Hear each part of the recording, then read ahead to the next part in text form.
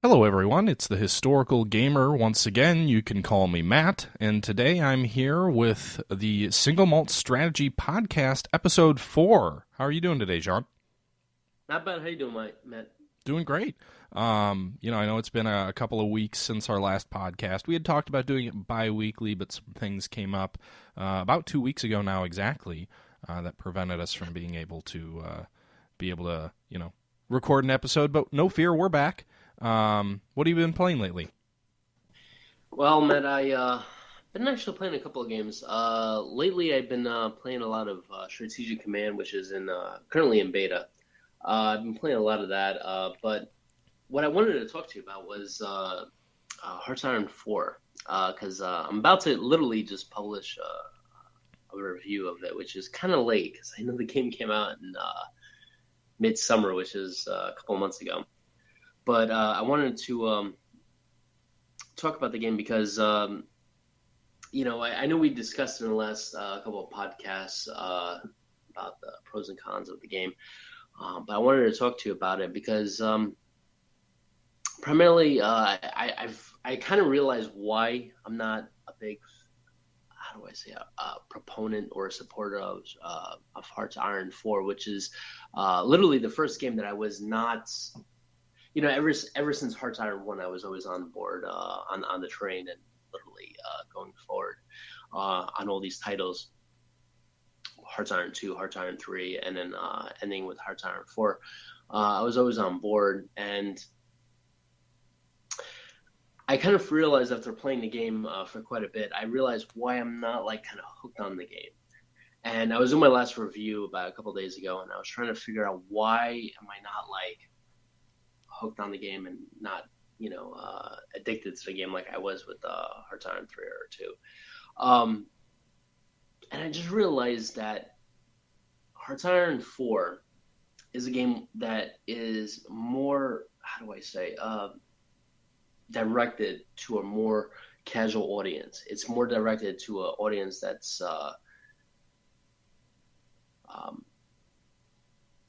finds it easier to utilize the game in terms of strategic and tactical gaming.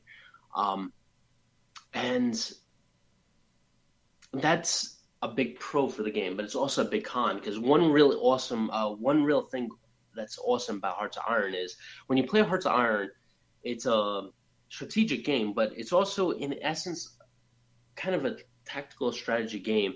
And I know you mentioned you played the game in previous podcasts, and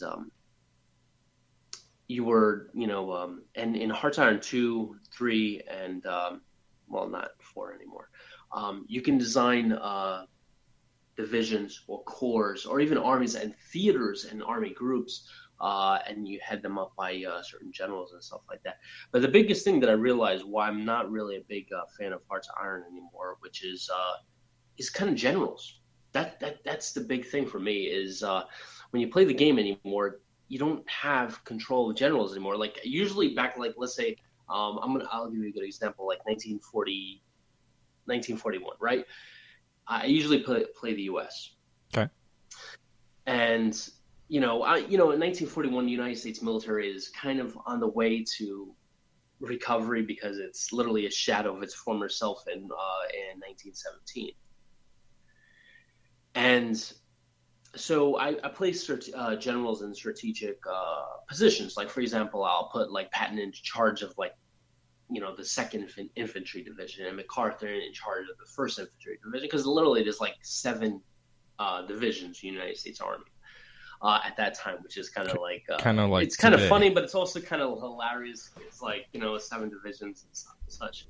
I mean, isn't that roughly what we have today? Don't we have 7 or 8 active divisions? I know war's changed a lot, but well, yeah, definitely. I mean, last count that I took when I was in the Guard, I know the Guard had about 400,000 or 500,000 soldiers. And I know the active duty component had about 500,000. So, division-wise, I think. Oh, well, I'm talking just active. I'm pretty sure we have somewhere between 7 and 10. I don't know the exact amount of active divisions. But anyway, back to Hearts of Iron. Yeah. Yeah, so I mean, it's just I was playing a game and I was trying to figure out like why am I not hooked on this game? Because literally every Hearts Iron game that came out, I was literally hooked on the game and played for dozens of hours nonstop, and it literally became my life. And Hearts Iron 4 is, I've been trying to figure out like maybe Hearts Iron 4, maybe this is a different time in my life. Why am I not hooked on this game? And I kind of realized the game is kind of too broad for me in Okay. terms of that. Like, I was posting my review that it's so easy to create an army in this game. Like you select like 13 divisions, and then once you select them, you click an army, and it creates an army, and you click select a general, and boom, you got yourself an army, and you got yourself a general. Which wasn't the case in Hearts Iron 3, because literally in Hearts Iron 3, you literally have to select the division. All right, who's going to lead the division? You have to select, I don't know, MacArthur or Patton or whoever, right? You select them, and then after that division, you have to go through probably like 70 more divisions, and then you got yourself, a sizable force. And then after that, you got to develop those 70 divisions into corps, and then after those corps, you have to develop armies, and then after that you have to develop theaters and army groups. And I mean, it's a whole protocol at that point, and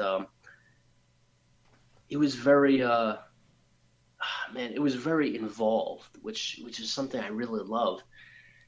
And I just realized, after posting this review, I was just like, that's been taken out, and that was a big function of like why I was playing the game, is because I was like, look, I had Patton in 41. He declared war against Germany. I had him go into North Africa, kick the crap out of the Africa Corps and the Wehrmacht, and go to town basically.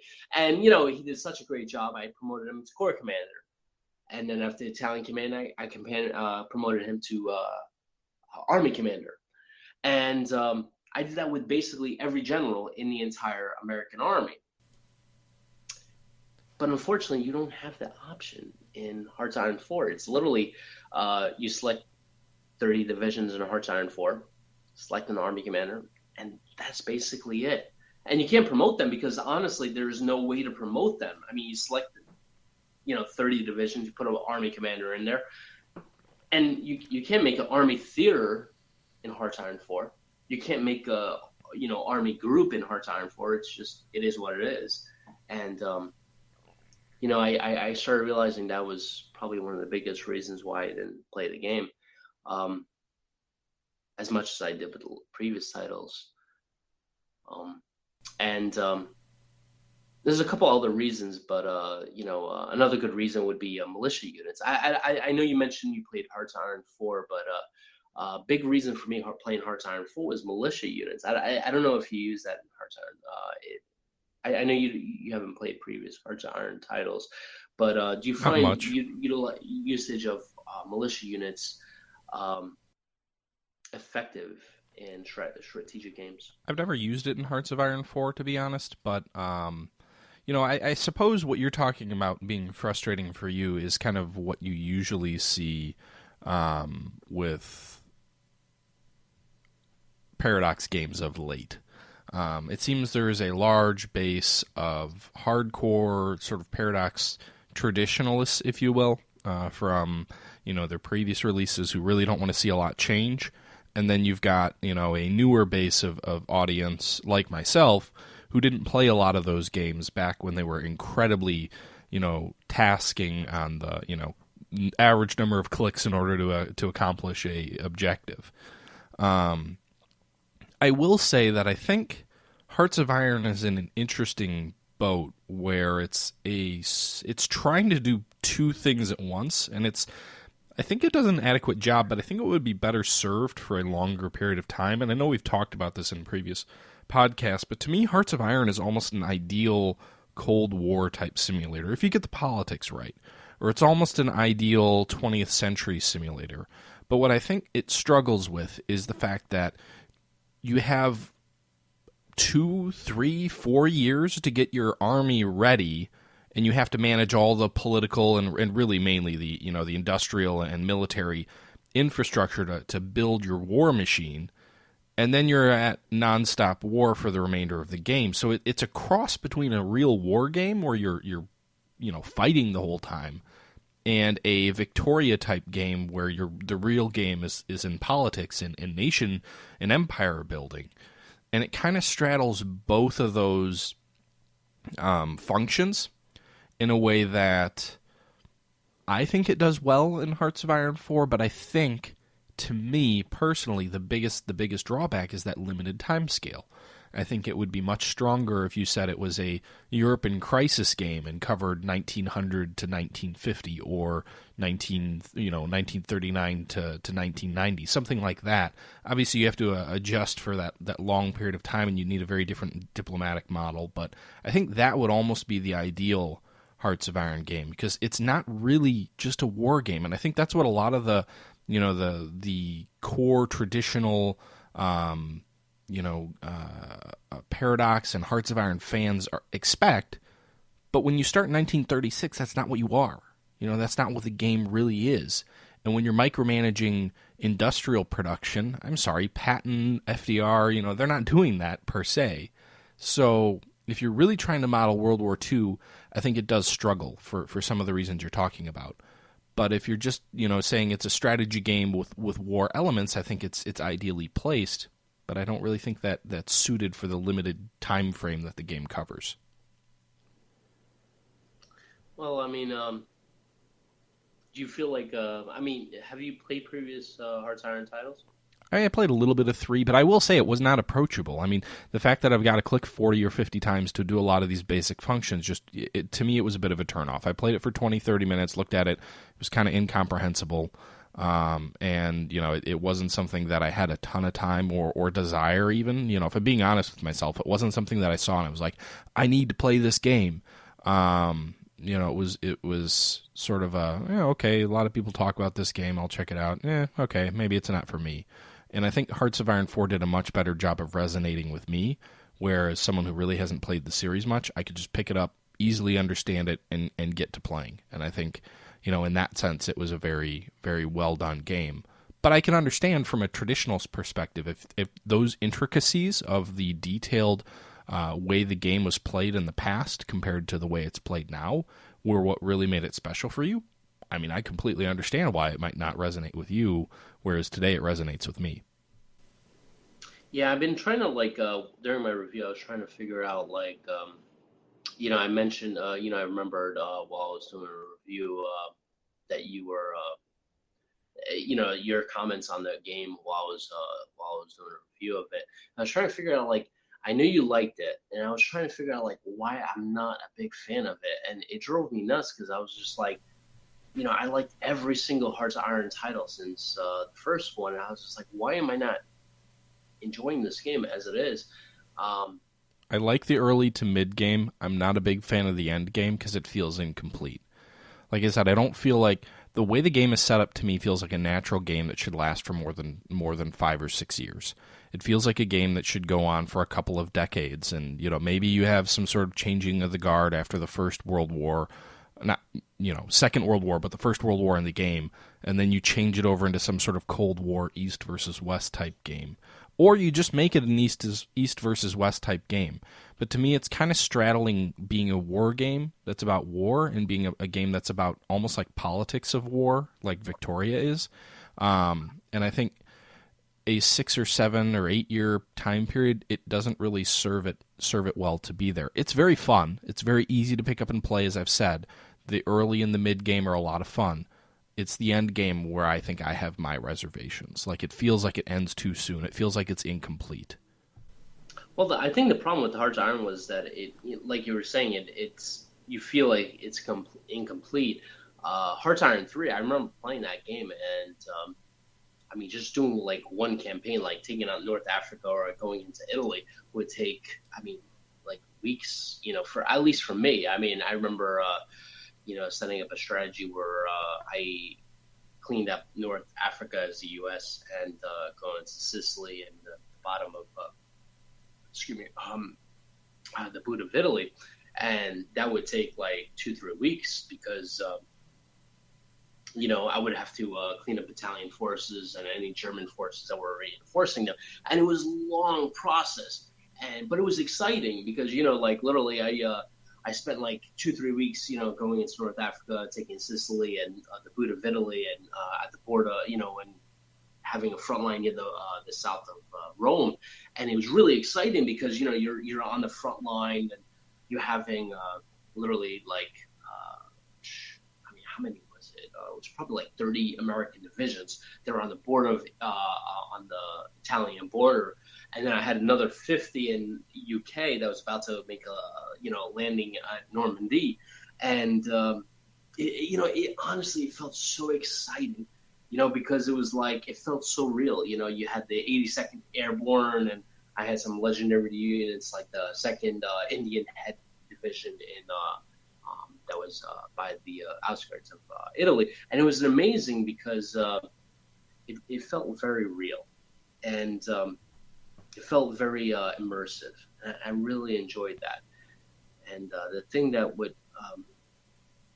I felt taken out of is that in Hearts Iron 4, you kind of giving that to the to the AI, to the artificial intelligence, because you're literally selecting like, all right, well, I'm going to have Patton commanding the Southern Army. I'm going to give him 10 divisions, and his job is to go through Sicily and to South Italy. And instead of you actually having to say, all right, I'm going to do flanking maneuvers, and you're literally going into provinces and stuff like that, and doing minute tasks. You're saying, hey, AI, I want you to do this. Your job is to clean up Italy, Sicily, and the boot of Italy, and do all this. And you're kind of giving all the fun to AI, and I guess it depends on what you mean by fun, and I mean, I certainly understand where you're coming from. And I know the topic of this podcast wasn't strictly to be Hearts of Iron, but if to take what you're talking about, I think that's a common problem for war games, or just strategy games in general, is knowing what you should be giving the player control over. Because I think war games have a tendency to say, let people do whatever the heck they want, and you develop a really open system where you can literally customize the game in a lot of war games, not necessarily Hearts of Iron, but where you can customize games almost too much, where you lose the narrative, where you lose what you got to ask yourself, what is the developer trying to communicate with this game? What is the message? What is it trying to put you in the shoes of? So I think, for example, if you look at War in the Pacific, it's clearly trying to make you into Admiral Nimitz, maybe too much so. And I think the weakness of that game is saying, okay, realistically, Nimitz doesn't give a damn what destroyers wear. He's just going to tell Admiral Halsey to go do this, and here's the forces at his disposal. And that game puts you and gives you control of literally everything, like absolutely everything. And I think that's what you're saying Hearts of Iron 3 kind of did, is it gave you control over a lot more of the battlefield. But the question is, what is Hearts of Iron? Is it a series that puts you in control of being FDR? Is it a series that makes you some sort of hypothetical saucer, supreme commander, of all allied forces in Europe? I think that's what it's trying to do. If you're really the Eisenhower in this game, though, or if you're, a sort of a cross between Eisenhower and FDR and Churchill, does it make sense to bring you down to the tactical level? And the reason I bring this up is I've been playing a bit of Rule the Waves lately, which is a quasi-turn-based naval arms race simulator that takes place in the early 1900s. 1900 to 1925 is the technical period it covers. And what I notice is it's trying to put you in the shoes of Jackie Fisher or Alfred von Tirpitz. You get to design your battleships or your cruisers or whatever. You design your ships. How much armor do I want here? What guns do I want there? What do I want the role of the ship to be? It allows you to build the ships and create your own custom navy, which I think is a fascinating idea. But when it comes to actual conflict, I feel like to some extent it falls on its face. Not because the combat engine is flawed. It's not. It's taken from another game that's called Steam and Iron, and it's a sort of a real-time type game which allows you to pause and resume. But the weakness is, if you're really Jackie Fisher, if you're really Alfred von Tirpitz, You're not jumping in HMS Lion and sailing out with Jellicoe into the middle of the Battle of Jutland and telling him where to put his destroyers. It's trying to do too much with a really neat concept. And of course, everybody wants to see the ships that they design fight in an actual battle, and the same for Hearts of Iron. Everybody wants to see the army that they create fight in Hearts of Iron. But it's not up to FDR to tell a battalion to flank, this brigade on Hill 204, and it's not up to, Alfred von Tirpitz to tell Scheer to break off 5 destroyers and launch a torpedo attack. And I think that's where it kind of is. It's a struggle for game designers, because every single player wants maximum controllability, or at least many players want maximum controllability. But I think when you leave too much open, you risk losing the sort of focus and theme of a game, and it struggles in that sense. And that's why I think I like Hearts of Iron. I'm not trying to knock Hearts of Iron 4 down for you. I understand you like the more micromanaging style, which is perfectly fine. But for me, coming to the game brand new, just myself, never really having been exposed for more than a brief period of time for the previous games, what it's trying to tell me, what it's trying to put me in the shoes of being this sort of hypothetical supreme commander, makes a lot more sense to me.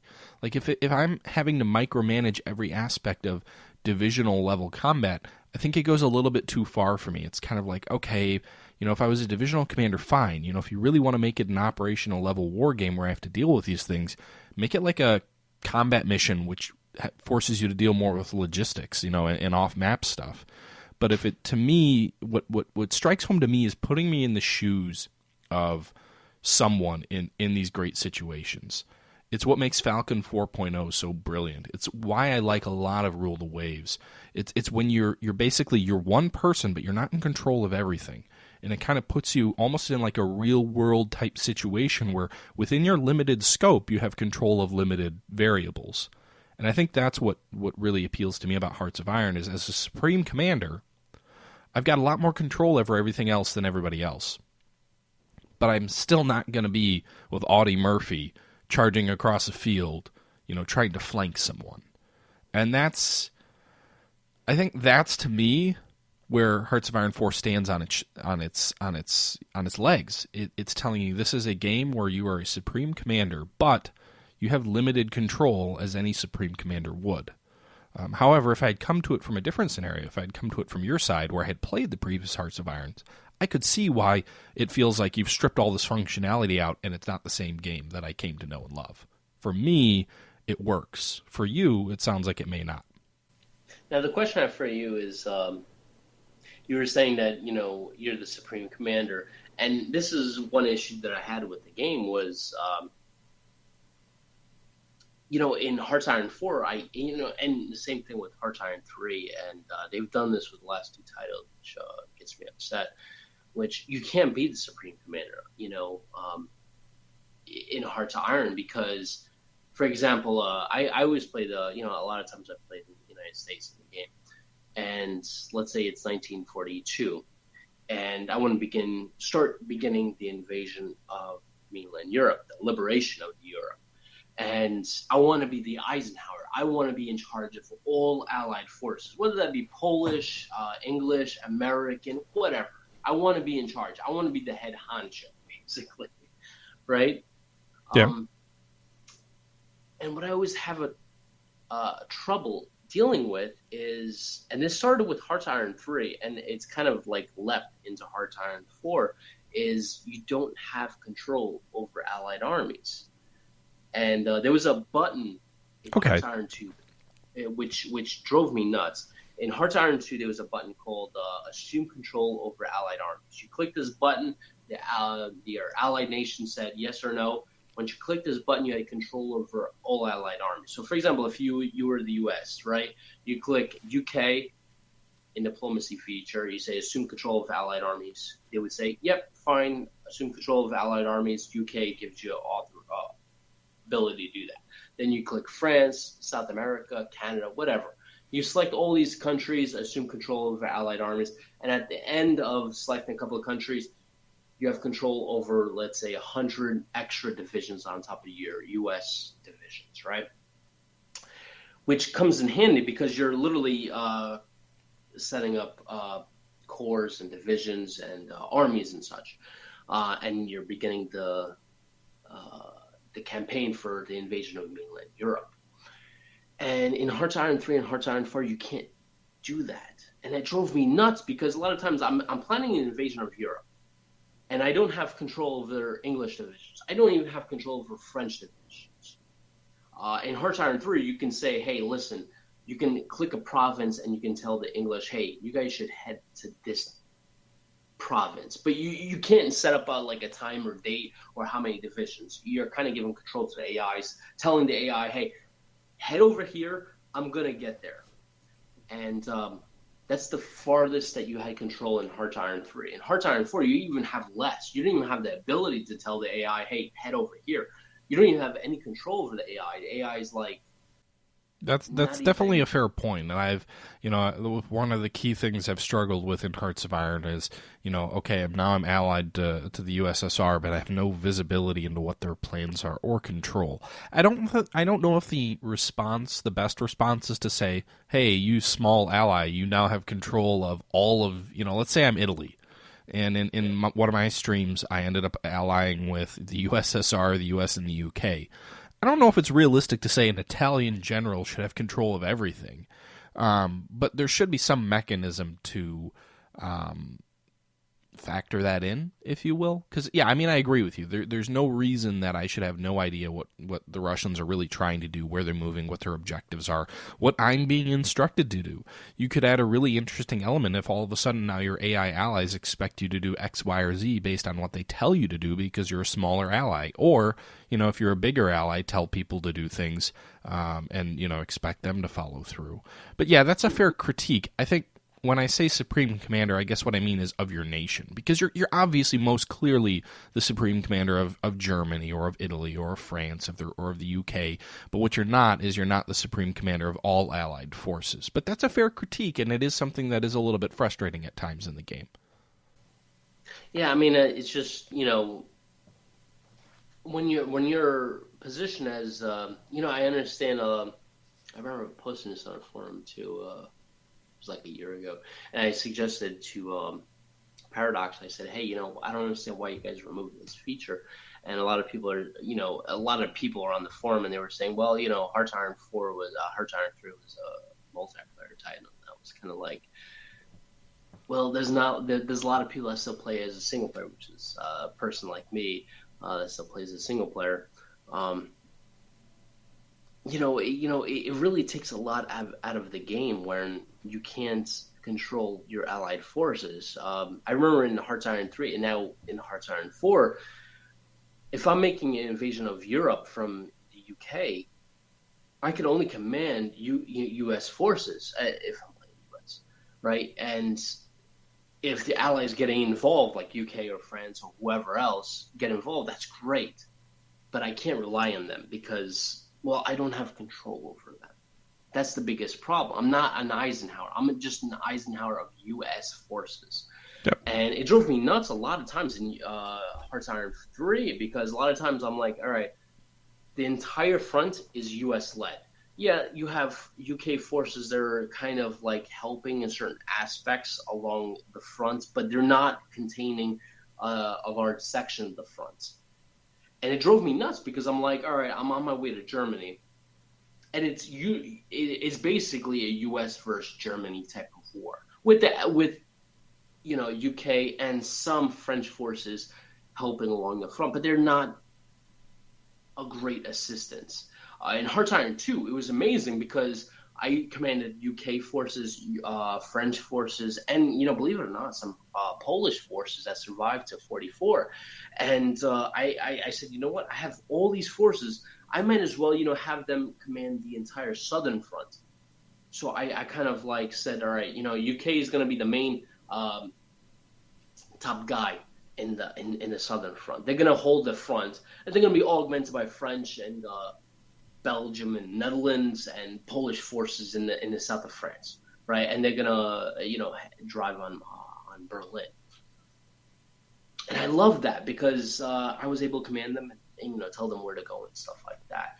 And it felt like they were a part of the war. and I can incorporate them. It was an allied effort to defeat Germany. In Hearts Iron 3, Hearts Iron 4, it feels like, all right, whatever country I'm playing, that's the country that's going to defeat Germany. It doesn't feel like it's an allied effort. It feels like it's a U.S. effort, or if it's a UK effort, or something like that. And it just, I don't understand why Paradox took that out. You don't have any intercooperation between nations in this game. Yeah, no, I hear you. But at least in my opinion, while that's a weakness of there not being any intercooperation, I still enjoy Hearts of Iron. Obviously, you have your reservations, and I can hear some positives of some of the previous versions, but not having played it, it's hard for me to relate to those previous versions. Now, the one thing that a lot of people are not going to probably agree with me, which is this is probably something that it's probably small scale, but this was something that was on my mind while I was playing the game and I was doing the official review for my site, which is militia. A lot of people don't consider militia being a vital factor in war, but when I play Hearts Iron 4, like for example, I play the U.S. a lot, right? And the first thing I do is I develop the U.S. military, infantry, armor, and such. So I develop these forces. Now, the first thing I'm going to do is, once I develop an 82nd Infantry Division or 2nd U.S. Infantry Division, Indian Head, I'm going to deploy them to either Europe or the war against Japan. They're leaving the country, basically. The whole point of me developing them is they're going out of the country. They're going to fight the war. What I do to sustain forces in the U.S. is I develop militia divisions. Basically State Guard or State Defense Force divisions, which is the modern day equivalent. And the reason I do this is because, like, let's say, for example, I deploy the whole U.S. force to Italy, to Europe, and I invade Europe. And I deploy whatever forces I have to Hawaii. And Japan does a surprise attack on Los Angeles. They invade the entire U.S. West Coast. Unfortunately, I have my entire army in Hawaii, and they can go as far as Tucson or maybe even as far as Chicago before I can get forces involved. I develop militia divisions to stop them. I put militia divisions in Los Angeles, San Francisco, Seattle, and such to be a stopgap measure. So this way, if Japan or Germany or whoever attacks me, I have forces in the area. They might be weak. Militia forces are weak. Their whole point of existence is they're not comparable to infantry forces, but they're a stopgap measure. So if I have Japan that invades Los Angeles and let's say Seattle, and they want to bypass Hawaii, they can do that, but they're going to run into resistance. In this game, I don't have that option. Hearts Iron 4, I don't have the option to actually make militia units, which drives me nuts. Is because, like, do I really need to station infantry units in the U.S. that are just sitting idly by on a base doing nothing when they could be on the front line and actually advancing the war? I have to keep them on the Well, I think you'll see in any conflict, even World War II and World War I, that a large number of troops do not get deployed to the front lines, and they do have to remain in the reserve as logistical units, as logistical support, as troops that are training, the recruits that are going to be raised going forward. But at no point would the U.S. in World War II, just sort of to counter your point, have ever been emptied of conventional forces. So, I mean, I can hear where you're coming from, that it's a difference, but, I kind of think that might make some sense. I mean, the U.S. would never, in any conflict, send all of its conventional forces out of the United States. That just wouldn't happen. They'd be doing something. I mean, it may not. I think part of the problem with the game, though, is, when you're training units, maybe they should appear on screen. Maybe it should show them, at a base somewhere where they're training, getting ready for combat or what have you. But one thing that really set the Western Allies apart from like Japan or the Germans, more so Japan, is the willingness to pull troops out of the front lines, bring them back home, and have them train new recruits coming up. I'm thinking specifically of the Japanese Air Arm versus the U.S. Air Arm, where you had veterans that were training, raw recruits how to fight, as opposed to, a substandard training regimen. So I don't know if it's, I guess I'd be a little bit uneasy with saying, sure, pull all of your troops out of the U.S., and the only thing left are some territorials. That doesn't seem very real either to me. Well, I mean, like, I don't know. I honestly, it really ifs me having infantry soldiers, in the U.S. if I'm playing the U.S. It really ifs me because there's no point in them being in the United States because the war obviously is in Europe or it's on the outskirts of Japan. There's no point in having an infantry division or armor division in Los Angeles. They're doing no usage being there. Now, if I deploy them to the Philippines or to Asia or to Japan, then they're being utilized and they're being an asset to the war. Being in the mainland U.S., they're not doing anything. I think you're seeing the difference between being, a video game where we're trying to min-max and get the most out of our forces, and a real war where generals or whatnot have to make decisions from political standpoints or logistical standpoints. Or, I mean, I hear where you're coming from. I guess to me, it's not a big difference. I know it's a big, drawback for you, but it is what it is, I guess. Yeah, I just. It's not a big thing for a lot of players, but I mean, I could tell you at the between the removal of setting up a division, corps, army, and theater commanders in Hearts Iron 4, and the removal of the ability to develop militia units in the game really kind of changed my viewpoint of Hearts Iron 4. And it sounds so mediocre that I can't make militia units, but believe it or not, when I deployed I remember this in Hearts Iron 3 numerous times when I was playing the game, I deployed literally, 50 or 70 divisions to Europe, and I was planning to invade Normandy or whatever, the southern coast of France, and I always felt secure knowing that, hey man, no matter what happens, if Germany surprises me or Japan surprises me, I have literally 20 or 30 divisions of militia in the U.S. So if they want to surprise me, go ahead, man. I have literally 300,000 troops of militia that can hold you until I can bring my actual regular forces back from whatever theater I assign them to.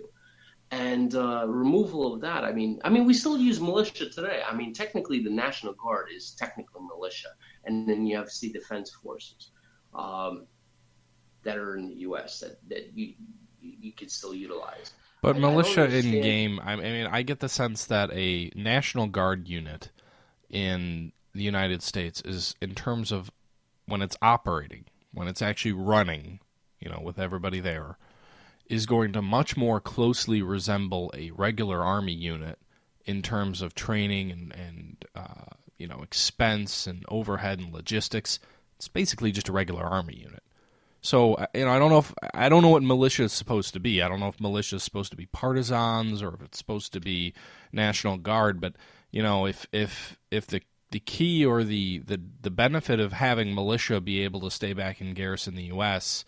as opposed to regular Army units is that militia are less expensive, then maybe in Hearts of Iron 2 militia were too cheap, and it should have been made more expensive and more difficult for you to maintain them in the United States. Because a National Guard unit, I mean, it's not a few guys with AKs running around and just sort of providing home security. It's a full-fledged Army unit that can get federalized in the event of a war. Yeah, and in Hearts Iron 3, they identified these units. Like, for example, if you selected an infantry unit to be developed, it'll say the 42nd Infantry NG Division. NG standing for National Guard Division, right? And Paradox actually went to that extent where it's like, well, look, the 42nd Infantry Division was a National Guard Division, right? And I worked with the 42nd NG, the National Guard Division. Now, the state militia actually does exist in the United States, as well as in a couple of the nations. In the United States, they call them the State Defense Force, which is the modern day equivalent of the state militia. And their job is to basically, they fill the shoes of the National Guard. So, for example, if, let's say I was the 69th Infantry Division, right? We got called up for a war in Europe. Right, you like you were saying, you get formed up. You're basically treated like an active duty infantry division. You get deployed to Europe and you go to fight. Now, the State Defense Force or State Militia, whatever you call it, their name is, they would fill the shoes of the 69th Infantry Division. They would take control of the armory. They would control any military missions in the state. So, for example, if there was a hurricane or whatever happens.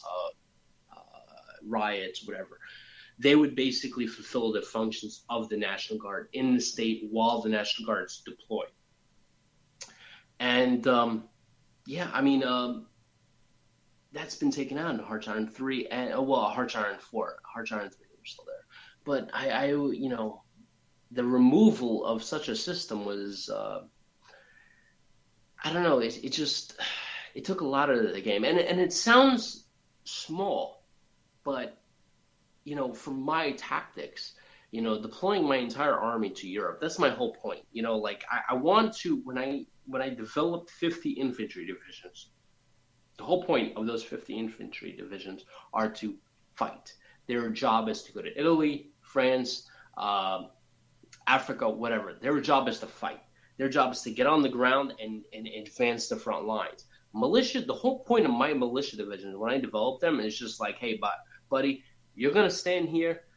If anything happens, you're going to resist it, but your whole job is to stand guard. They're basically your security guards in the military. I use them as a last-ditch effort just in case anything happens. And for their removal from Hearts Iron 4, it takes a layer out of the game that I was accustomed to. And I didn't like it. And I don't know. I mean, finishing the review for Hearts Iron 4, which took me a while because I didn't want to post a review for Hearts Iron 4 because I was trying to make a positive review of this game because I was like, look, I love Hearts Iron. I've been playing Hearts Iron since since the 90s at this point. And I love every iteration of it. And it's really shocking for me. This is the first title that I'm not satisfied with.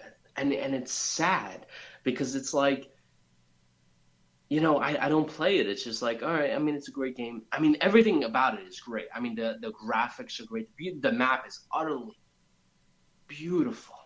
The night and day mode. I mean, there's just tons of things to love about it. But the key aspects that I loved about it growing up has been removed.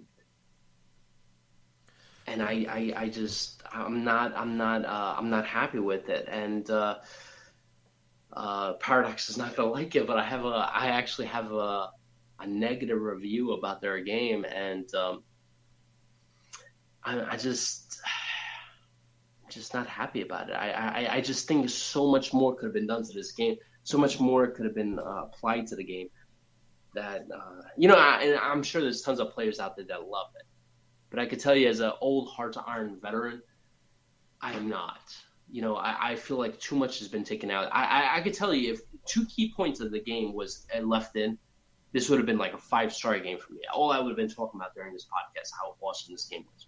One, if you left me the option to set up divisional, corps, and army and theater and army group and theater commanders. Like one thing I really love about the game was like I could set up Patton as a divisional commander. He did so amazing. I made him a corps commander. He did amazing beyond that. I made him an army commander, and so on and so on. And then the militia units. And the militia units is it's not a big issue, but it's just like I always feel naked. Deploying my entire U.S. force out of the U.S. And I was just thinking, like, damn, I don't have any forces in the U.S. If Germany decides to make a long-range amphibious invasion, I haven't got nothing to stop them. Well, hopefully your Navy would prevent that from happening. Yeah, well, yeah. I mean, I develop Coast Guard units, but they're usually like, usually at the U.S. Navy, I mean, like, I'll take some light cruisers or destroyers and maybe like one or two subs, and I'll make like 2 or 3 Coast Guard fleets to defend the U.S. coast, which is not much. I mean, a good German Navy will smash right into that, but it'll give you. What are you doing with the bulk of the U.S. Navy, though? The what? What are you doing with the actual regular large naval forces of the U.S. Navy? I mean, with those kind of forces, I usually I'm battling down the well. One, they're doing two things. One, they're finding the main German task forces that are operating, like let's say the North Sea or in the sea between UK and France. For some reason, it's escaping me the name. But also another reason was to support any Allied invasions. So, for example, if I'm going to invade Normandy, I'll have 2 U.S. fleets, like the 4th or 3rd Fleet that I usually assign, and I'll have 2 provinces controlled by just those fleets. Make sure I have like 50 or 60 ships guarding the passage of the transports between UK and France if I'm invading France or liberating France.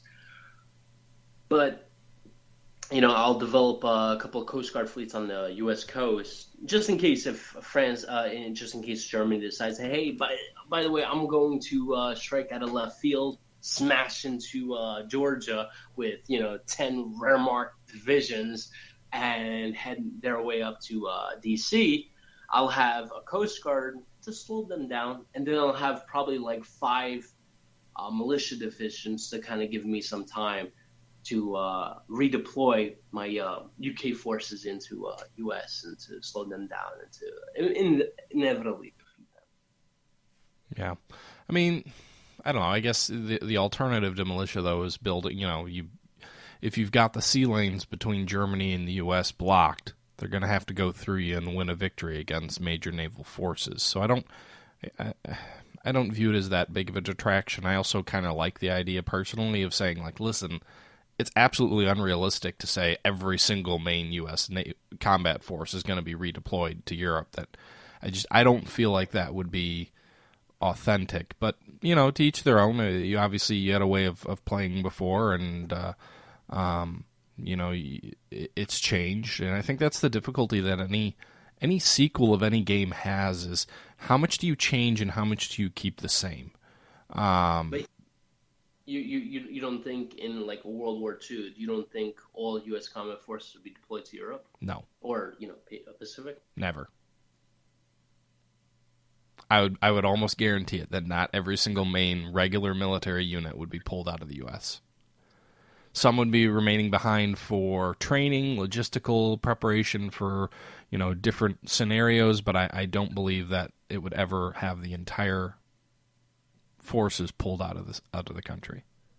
I mean, the reason I set up these militia units was based on when I was playing Hearts Iron 2 or Hearts Iron 3, I was trying to figure out, like, what do I do? Do I leave a couple of infantry divisions to protect the homeland in the U.S.? And I was thinking, I was like, shit, should I leave these guys in the U.S. to protect just in case Japan does a surprise attack? Because I know if I was Japan in World War II, and let's say I took Midway, whatever happens, I would try to find a way to kind of surprise the AI player or human player and do like a surprise. Oh, by the way, here I am in Seattle and I'm going to invade. Even as as a byproduct of just reallocating the war to a different theater. But I mean, in World War II, from what I understand, from what I read and studied, was you had the state defense forces, state militia, whatever they call themselves. They were in charge of the homeland, the basic west and east coast of the United States, while the Allied forces, while the Army and National Guard were deployed overseas.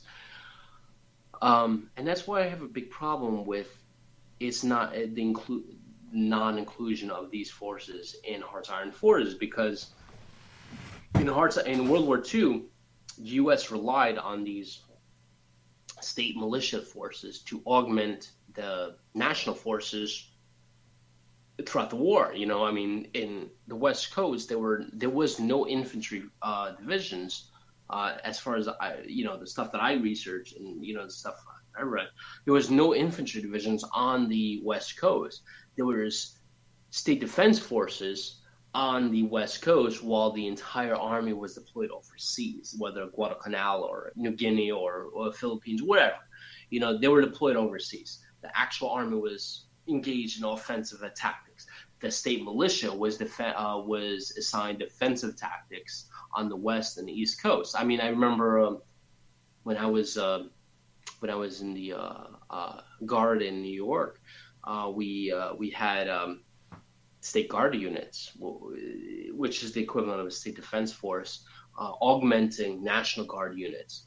And I remember one of the guys that was telling me, that as far as back as World War II, they were manning the armories and manning the defensive fortifications throughout the East Coast just in case anything happened while the National Guard was away. And I thought that was kind of cool because it was just kind of like your I'm trying to find the exact word. They were kind of like your fail-safe.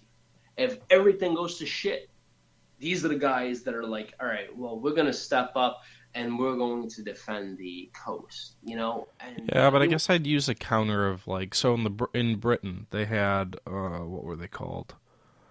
Home Guard, I think. The Home Guard, yeah. So yeah. The British had the Home Guard. They existed. They did a lot of the things you're talking about. But there were still a ton of regular British forces in the British Isles that would have been realistically any serious attack on Britain. Those would have been the forces that would have been the bulk of the resistance. The Home Guard were there to provide coastal watch. They were there to provide local security. They were there to augment, as you put it, mainline units. But they weren't there to replace mainline units. They weren't there to defend against any real attack against England, despite what propaganda may have you believe. It was certainly not the intent to use the Home Guard to fight any mainline engagements. Oh yeah, I mean, I totally agree. I mean, invasion, like when I play UK as Hearts Iron 4, I don't develop state militia units because you have the US there, and then you also have the UK units, so there's no point. But I think with certain nations, like especially US, or other nations, I always feel a need to develop militia units. It might not even be a lot. It might be like one or two just in case, just even to defend the capital. I always feel very secure developing these militia units.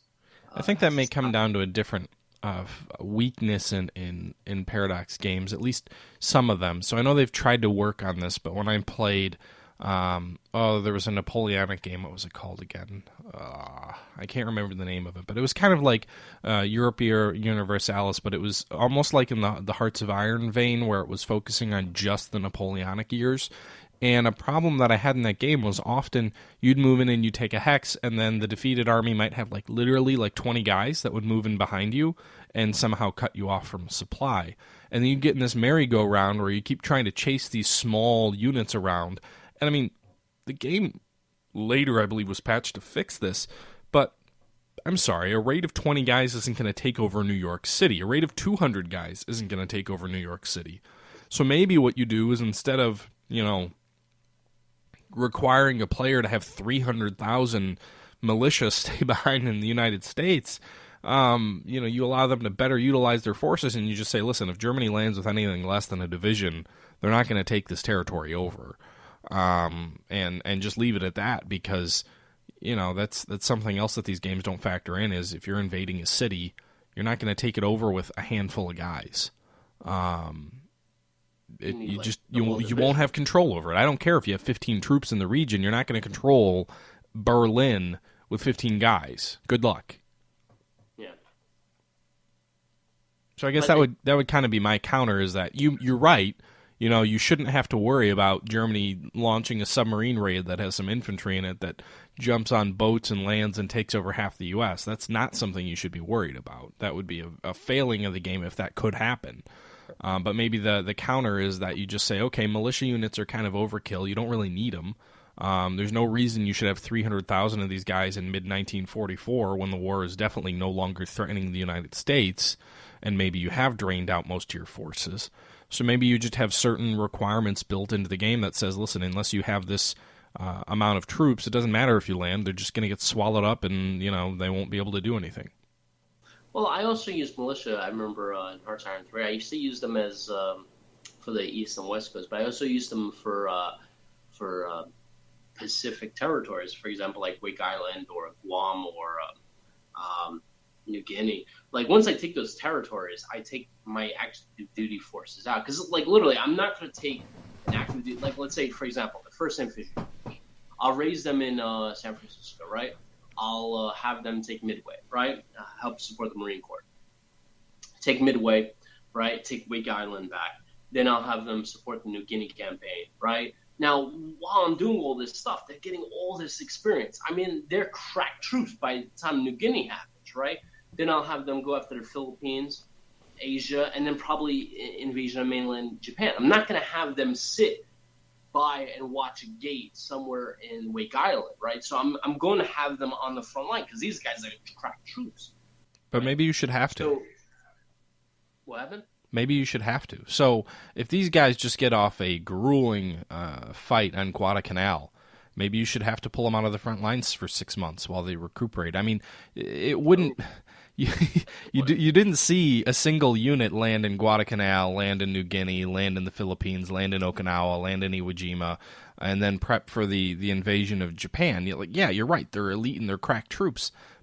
But maybe the game needs to be more punishing on how you use them. Maybe it needs to say, listen, these guys mentally are worn out.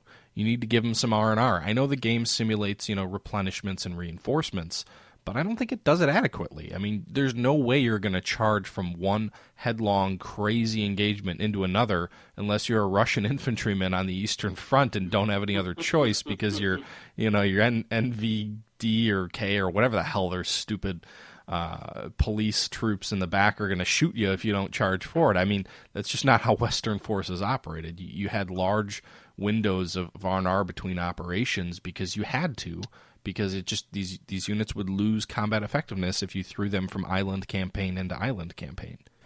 Yeah, I totally agree with you. I mean, they had to have a kind of R&R, but yeah, you're totally right about that. I feel maybe Hearts Iron should maybe incorporate that.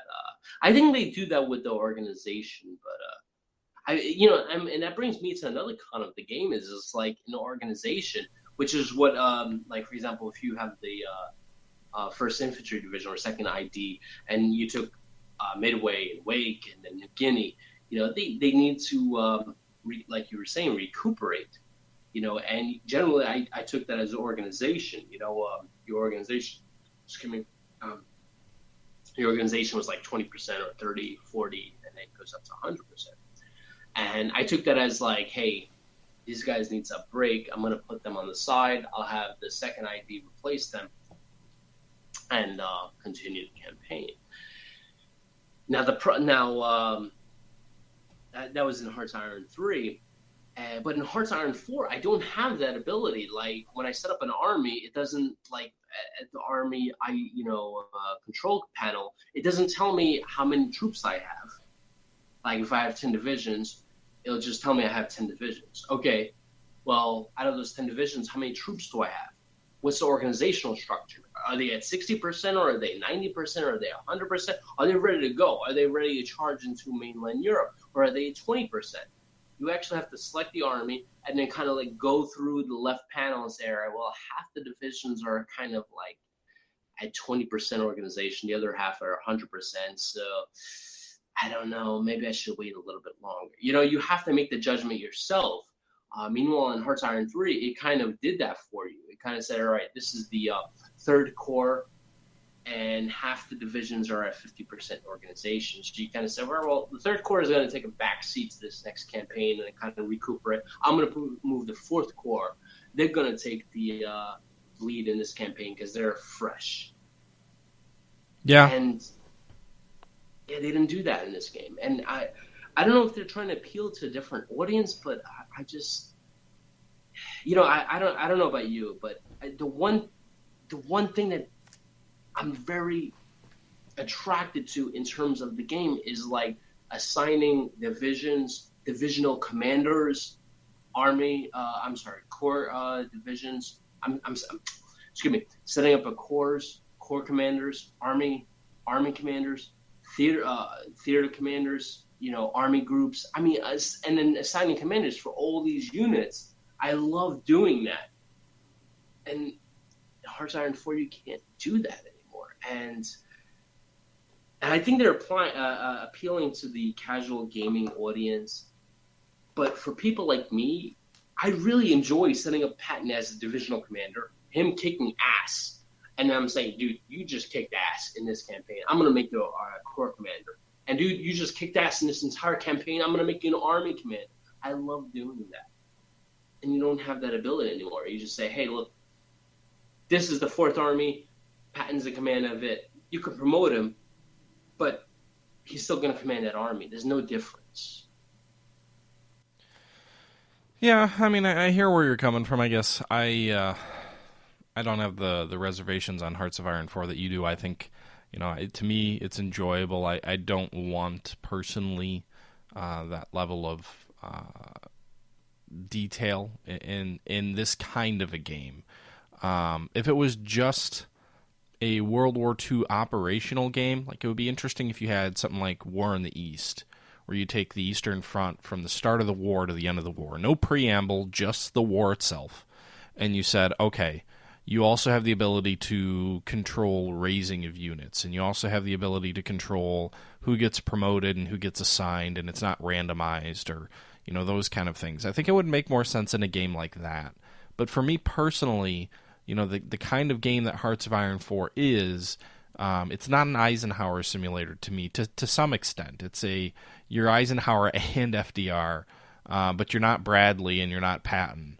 And I think it strikes the right balance of being a top level, flag pushing sort of strategic, grand strategic war game with some economic and logistical elements. But I hear where you're coming from. I mean, it used to be a slightly different focus based on what you're talking about. Like I said, I haven't played much of the previous versions. But I think, in my opinion, Hearts of Iron struck the right balance. In your opinion, obviously, it did not. Well, I'm curious. What country did you play when you played Hearts of Iron 4? I played as Italy for the majority. I played a little bit as the U.S. as well, but mostly I would say I've played as Italy. Italy is interesting to me in Hearts of Iron because it gives you a strong limitation on how strong you can be. You're a relatively minor major power, but it gives you the flexibility and freedom to still be able to kind of plot your own course because you are strong enough to do that. But you're not building a 400 division army that's going to take over the world. Building an unstoppable juggernaut, to me, there's not much appeal to that. America has too many early restrictions because of it being a democracy. Germany is just, I don't know, it just doesn't, I don't want to be a bully beating up a 2-year-old. So for me, as far as this game's concerned, Italy is the right balance and the right country to play as. But again, everybody has their own preferences and tastes. And, it sounds like you like the more grand scope of retaking Europe from the Nazi hordes, as opposed to, where I come from is I'd rather, get into playing and attacking and taking countries over right away rather than wait 3 years until, I'm able to get involved because Germany's finally taken over half of Europe. Now, the question I have for you is,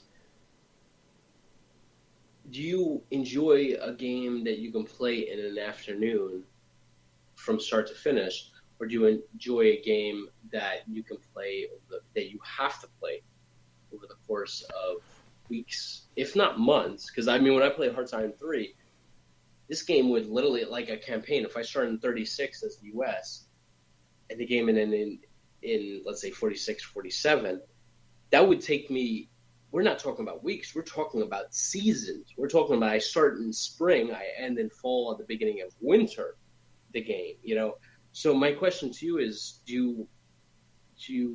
when when you play Hearts Iron 4, do you expect a game? Are you trying to be polite and call me a casual gamer? No, I'm not saying that. But what I'm trying to say is, do you expect Hearts Iron 4? Do you want Hearts Iron 4 to be a game that you can finish in an afternoon? No. I don't think it needs to be, but I also think it depends. So, I mean, every game is different, right? I mean, I think what the developers are trying to accomplish with the game matters. And I think if Paradox is saying we want to build a game that you can finish in an afternoon, I don't think they've really done that with Hearts of Iron. Like, sure, you could if you blasted through the game on full speed and didn't do anything. But to me, like a 10... you could technically do. Sure, but I mean, you could do that with a lot of games, and you're not really playing then. You're just fast-forwarding. For me, Hearts of Iron is kind of in that sweet spot. It's not a Gary Grigsby game. It's not a Ultimate General game.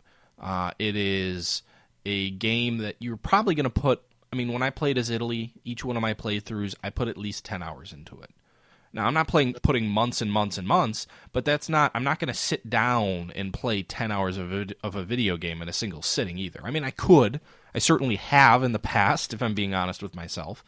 But it's not... I don't think you're being honest with yourself if you're saying that a 10-hour game is a single sit-down session and playthrough. But to me, it's that cross. It's that, it's that in-between. If you're trying to say that you want like a game that takes months and months and months, I play those kind of games. I'm in the middle of a play-by-email game with Belugan from Belugan Campaign, which will probably take the better part of 2 to 3 years if we ever actually finish. I've played War in the Pacific on my own. I've played War in the East. I've played Bombing the Reich. So there's plenty of games that I play that take a really long time. I played through Scourge of War Antietam. They had a scenario that was 11 hours long, and I did it for the Wargamer.com, where I actually recorded the whole thing and basically reenacted the Battle of Antietam and posted it on the anniversary of the battle. But Hearts of Iron to me isn't that game. It's not that, and maybe it used to be, and that's where you're coming from. But to me, when I play as Hearts of Iron, I'm not looking for a game that it's going to take me 3 months to progress a year. That's not what it is to me. I would say it's more in line with something like Rule the Waves, which you could easily put a week of playtime into it. If you're taking things slow, if you're playing battles out manually, that's Rule the Waves, and you don't play battles out manually in Hearts of Iron. But if you're really taking your time and being really strategic and really tactical and really thinking about things, you can take a little bit longer, but it's never going to be the kind of game, to your point, that you're going to take 3 months to play all the way through if you're playing it really consistently and pretty heavily. But I'm okay with that. I guess where I'm really going with this is I have many different tastes for very different types of games. I wouldn't say I'm the kind of person that wants to sit down and play a game in 3 hours and be done with it. But I'm also not the kind of person that wants to play every single game over the course of 3 months. So it depends what I'm looking to get out of it. To me, Hearts of Iron fits the right balance, but I'm not looking to play that game for 3 months. If I'm playing Gary Grigsby games, sure, I'm willing to play that over a bunch of months or a couple of years, but it depends why I'm playing the game, and I'm not playing Hearts of Iron to play a game that's going to take me, half a year. I guess that's probably what they were trying to accomplish in Hearts Iron 4 is Hearts Iron 3. I mean, as far as I know, there's probably some people listening to this podcast that are like, well, dude, I can finish this game in an afternoon. Sure. No, I mean, like I said, it all depends on how you play and what you're trying to get out of it. I don't doubt that. I have kind of emphasized that I would like to see Hearts of Iron start a little bit earlier or go a little bit further. I think if you're really trying to... Well, I don't know if not directly after World War I, then mid-1920s. The game doesn't give you enough time to really build up your forces. And what's the first start date, 1936? Is that when it starts? If you look at the game, January 1st, 1936. Yeah. So at the bare minimum, if you're moving it forward, and I know it's not going to sound like a lot, but you should start in 33. When Germany starts to remilitarize, really, that's when it starts. And if you're really trying to say this is a game that allows you to build up your military machine, that's when it should start. I personally would prefer if it started in mid 1920s or a a little bit earlier, maybe even right after the Treaty of Versailles kicks in and German demilitarization is complete. I think that would make the game's mechanics fit better, because if you look at the game, it's not designed really strictly as a war game. To your point, you're not microing the actual conflict. What it's really meant to be, in my opinion, is a logistics and an industry simulator. And if that's the real objective behind the game, with combat elements, but really it's a game about logistics. It's about supporting your offensive, making sure you have the right forces in place, making sure that you have sufficient armaments and sufficient equipment to accomplish your objective, and making sure you have the right people in the right places. But really, at the end of the day, that's what it is. It's more or less, and I suppose you could say this for any war game, because any good war game is going to model logistics. Combat's about logistics. And if you're really trying to build that whole system up, I think starting immediately after Versailles, or at the bare minimum, very early 1930s, makes the most sense for me. And that's where I would, if I were to make big changes to the game, I would say you need to start earlier, or you need to make it into a 20th century type game where World War II is the first chapter, and the Cold War is the second chapter. Which, by the way, they did announce DLC for Hearts of Iron. I don't know if you saw that. No, I didn't know. They announced the first pack, and I didn't see anything that said what was in it, but it'll be interesting. I don't think it's a Cold War expansion, but I really hope at some point they add a Cold War expansion, because I think this game, to my point just a second ago, I really think this game would shine if World War II was but the first chapter, and you turned it into a second half of 20th century type simulator. Again, you need a very different diplomatic model to make that work. But if you really want that epic scope and epic feel of something like Crusader Kings, but without it being too micro-y of combat like Crusader Kings, then I think you need a longer time scale. I think that's where Europia Universalis and Crusader Kings for Paradox both really shine, is at their epochs. It's not one battle, it's not one war. It's a century plus of combat and warfare. And I think, even Victoria, that's where Victoria really shines. It's a long conflict over a long period of time. Hearts of Iron is weird if you think about it. If you look at Paradox games, it's the only one of their core series that is a very tightly focused and targeted game in a system and a game engine that really seems to be more often utilized, because I believe they share engines, in long scoping games as opposed to games that just look at a short period of time. Again, March of Eagles, which was the Napoleonic game that I mentioned before, which was kind of a Hearts of Iron approach of Napoleonic Wars, is the only other Paradox game I can think of that uses this whole engine and setup in a tight focus of 10 to 15 years. Yeah, I kind of noticed that they're switching to this model with logistics and a supply kind of game, especially with the production and logistics inside on Hearts Iron 4. Hearts Iron 3 was not kind of like that. I mean, there's certain things that are Hearts Iron 4 that I like. Like, for example, I mentioned at the end of my review, which is the Hearts Iron 4 research system, which is kind of more simplistic than the Hearts Iron 3 version, which I liked. And there are certain things that I did enjoy, like the changes that they did to the air model, Air Force and stuff like that. But I feel like that's not what the game was about. It was about assigning, the economic and logistics model was like, all right, this is a side part of the game. You have to deal with it to kind of supply your armies. But the focus of the game, the meat of the game, was you designing your divisions, assigning commanders to your divisions, assigning corps, armies, and then giving them orders. And then I feel in Hearts Iron 4, it's like, all right, the meat of the game now is you're kind of Winston Churchill. You're kind of overseeing everything. You kind of gave the entire Western Front to, I was going to say Rommel, but it's not Rommel. That traitor Winston. And Montgomery. You're kind of giving the Western Front to Montgomery. And you're saying, hey, buddy, you're going from here to Berlin. Do whatever you need to do, right? It's in your hands.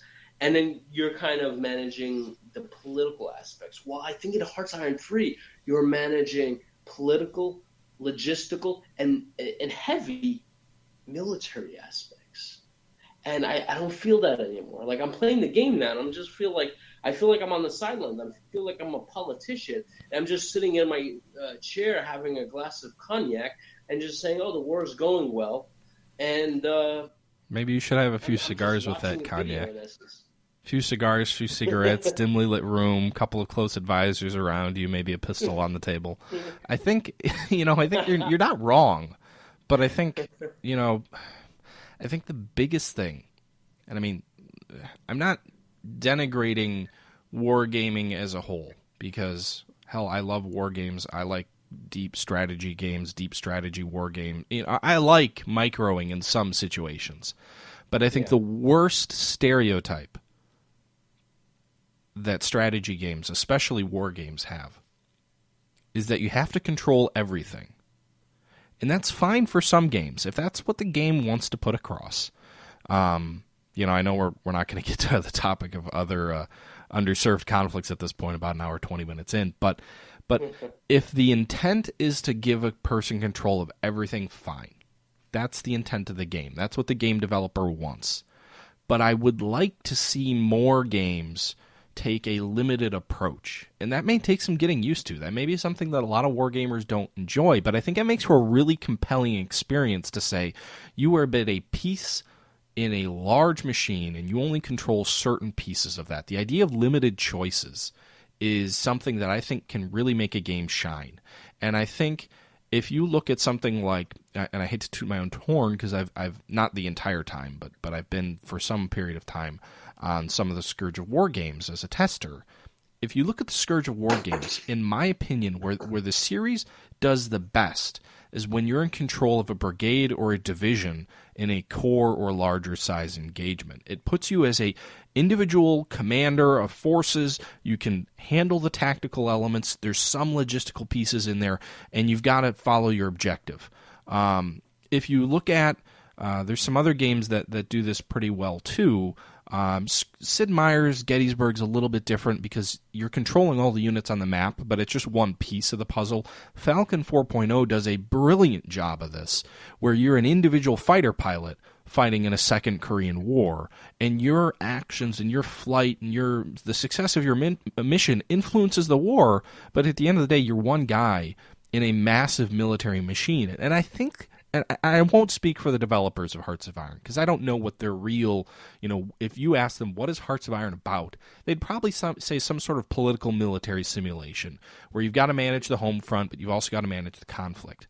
But I think if you're trying to say you are Eisenhower or you are FDR, with some of the limitations that we talked about, admitting that you don't have enough control over allied units, I think that's what Hearts of Iron is trying to do. At least that's what it seems like to me. And it's not, I don't care. FDR's not going to pick up a phone and tell the commander of the 395th Battalion that his flank's in the air and that the Germans are about to hit him with tanks. So I think, with the case of Hearts of Iron, it's, if you try and go down to that level, it's too much. And that's the biggest negative stereotype against war games, is that you give people too many choices. You don't restrict them enough. You don't tell a tight enough narrative of what are you trying to accomplish with this game. And I would like to see that done more. Again, understanding that there's a lot of war gamers out there who want to control every little thing, and that's fine. That's what the game means to them. But to me, I think there's a ton of green pasture to say, tell a tight story. Tell a tight narrative, but don't tell it in a way that takes away from the grandness of the epoch. Don't make it feel like you're only 5 guys on Omaha Beach all by yourself. Make it feel like you're 5 guys amongst 5,000 on Omaha Beach, and you've got to try and survive. Now, the question I have for you is, when you were playing the Italian campaign, right? Obviously, in the Allies, you're playing Eisenhower, and the Axis, whether you're playing Italy or Germany, you're playing whether it be Rommel or for some reason, I'm trying to think of another German general. I'm trying to think of an Eastern Front general. Can't think of one that pops in my head. But let's say you're playing Italy in Hearts of Iron 4. right? And you're deploying forces to the Eastern Front, let's say the Russian front, and now obviously you're not going to take your forces and deploy them how you like. So, for example, let's say you're playing Italy, you're not going to. Let's say you have 20 divisions that you want to supplement Germany, right? With you're not going to just take them and deploy them as you see fit. Germany is going to literally say, all right, I have Heinz Guderian, there's a German general, Heinz Guderian, that's in control of the southern front. If you want to contribute 10 divisions, he's going to command them, and then he's going to go to the overall. Those 10 divisions are going to go to the overall front of his direction. But the problem is you can't do that in Hearts of Iron 4, right? In Hearts of Iron 4 right now, if you play Italy, right, you're going to send them wherever you need to send them, and the AI, which is Germany, has no influence on what you're going to do. You can send them as far as Norway for the AI can, as Germany can see fit.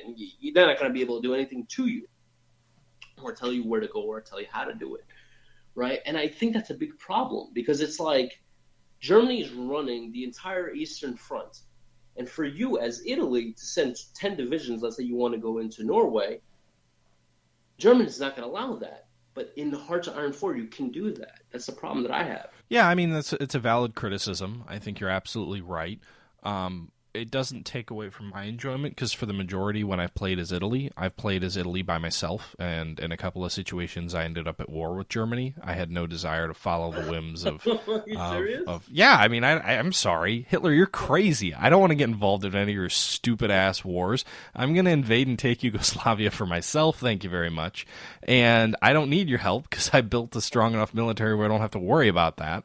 And then once you piss the rest of the world off, I know you're going to lose, so I'm going to get on the spoils of that and, make Italy great again. But as far as that's concerned, I think you're right. I do think that Hearts of Iron has some limitations when it comes to allies working together. But I guess my 2 cents for whatever for whatever it's worth, if I can put 2 sentences together without stumbling over my words.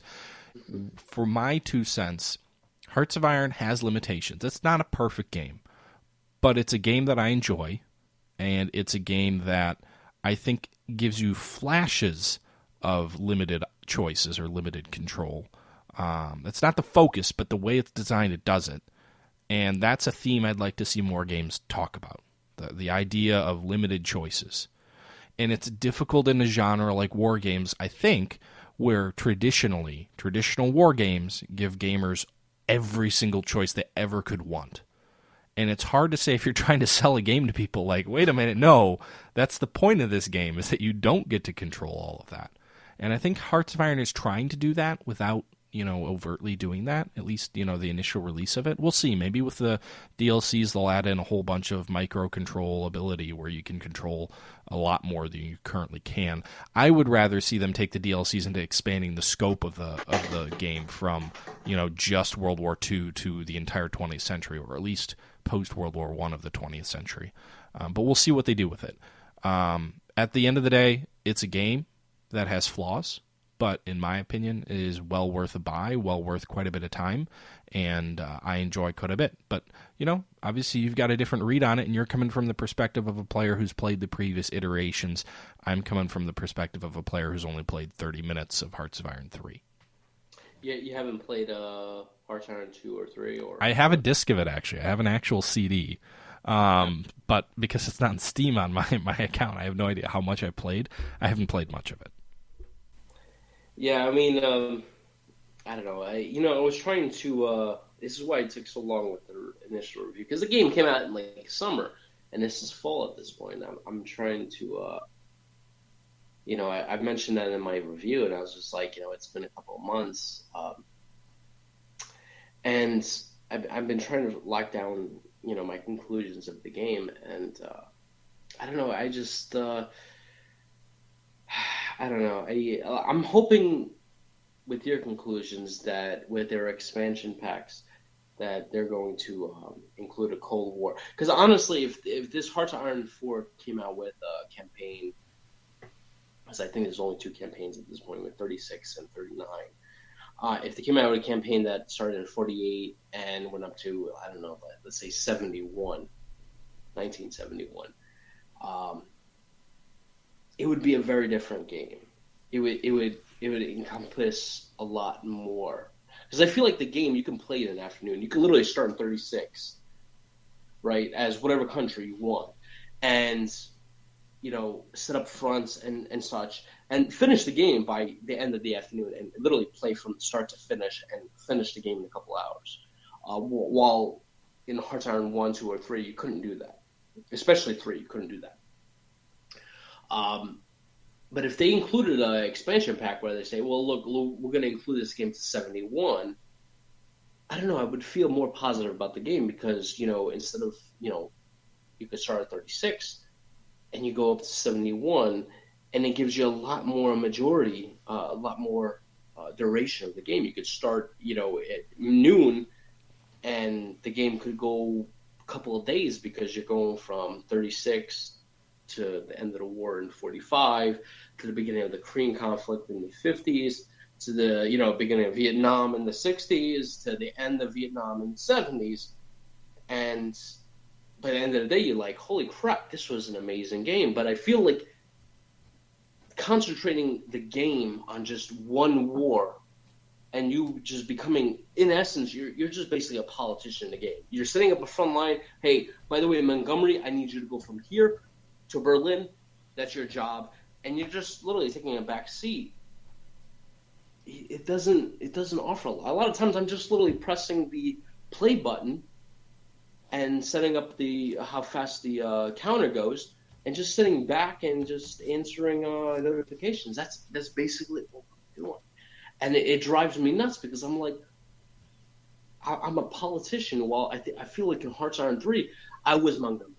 I was the one setting up flanking maneuvers. I'm the one that was in charge of surrounding the German Fifth Army and surrounding them and destroying them. I was the one that set up the tactics for that. And I feel like I don't do that anymore. I feel like, hey, Montgomery, who's the AI, did it. And yeah, he did a great job, whatever. But I don't feel like I have that ability anymore.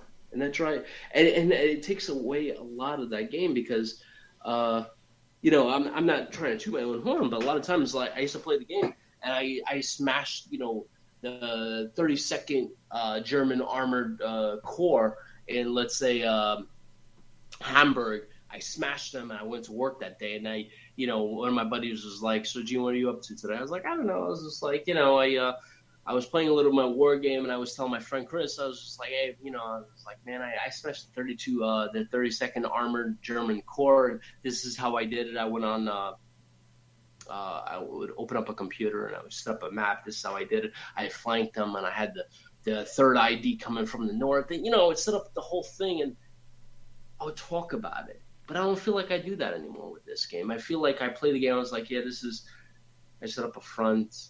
I had Montgomery do it. And that's it. I feel like something's been taken out of the game. Yeah, I mean, I guess that's not what I'm looking to get out of it, personally. But that's fine. I mean, you enjoy the game, or you don't enjoy the game as much, and I definitely do. But, everybody has different tastes and preferences, and, that's what it is. I know we had intended to talk about underserved conflicts. I think that may be something we'll need to hold for the next episode, given we are almost an hour and a half in, and I've been trying to wean us closer to an hour, but that didn't work out this time around. So I think what we'll do is we'll lead off next time with underserved conflicts, and that'll about do it for this episode. I'm Matt, the historical gamer. I hope you guys all enjoyed the episode, which turned more into a Jean reviews Hearts of Iron, but that's fine. Did you have anything else you want to send us off, Jean? No, I would like if anybody wants to post comments, and I would like to hear what people have to say about the Hearts Iron 4, their own Hearts Iron 4 review. If they can post any comments. Can they post comments on your website? Yeah, I think because it's Tumblr, so you do have ability to post comments on there. Okay, we'll go over to the strategywargamer.com when you post your review, and then they can go ahead and post comments over there. Or, this will end up as a video on demand on my YouTube channel. They can certainly comment there as well. But once again, that's Jean, the Strategy Wargamer. You can check him out at thestrategywargamer.com. Or is it The Strategy Wargamer or just Strategy Wargamer? Strategy Wargamer. Okay, so go to www.strategywargamer.com to check out his stuff. And obviously, if you're listening to me on my YouTube channel, I'm the Historical Gamer. Thanks again, guys, for tuning in. Next time, we'll talk about underserved conflicts, some wars and conflicts that just don't get enough coverage, be they Western conflicts like the Falklands or, Eastern conflicts that have a ton of history to them, like the Iran-Iraq War. But thanks again for tuning in, guys. Until next time, this is the Historical Gamer and Jean saying thanks for listening, and we're out.